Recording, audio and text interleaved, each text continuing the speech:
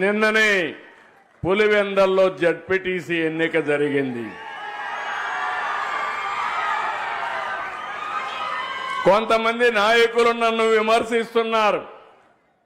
అక్కడ ప్రజలు ఒక క్వశ్చన్ అడిగారు.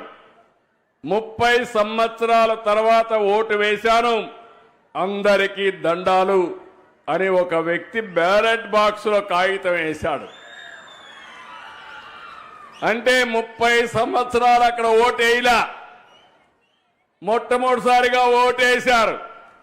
అంటే వాళ్లకు ఓటు హక్కు రాలేదు. ఈ యొక్క 79వ స్వాతంత్ర దినోత్సవ సందర్భంగా వాళ్లకు స్వాతంత్రం వచ్చిందని మీ అందరికీ విజ్ఞప్తి చేస్తున్నా. ఇంకో పక్క ఇంకొకతను కాగితం వేశాడు, మా వివేక సార్కి న్యాయం చేయండి సార్ అని.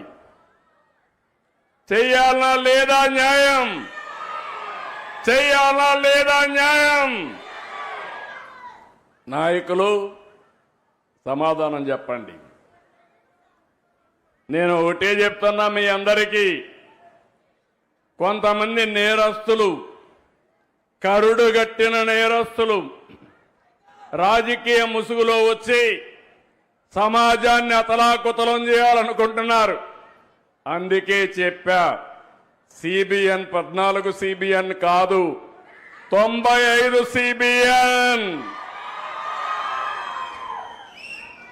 అందులో నేను గాని, పవన్ కళ్యాణ్ గారు గాని, బీజేపీ గాని ఎక్కడా అన్యాయం చేయం, ఎవరి జోలుకు రావు.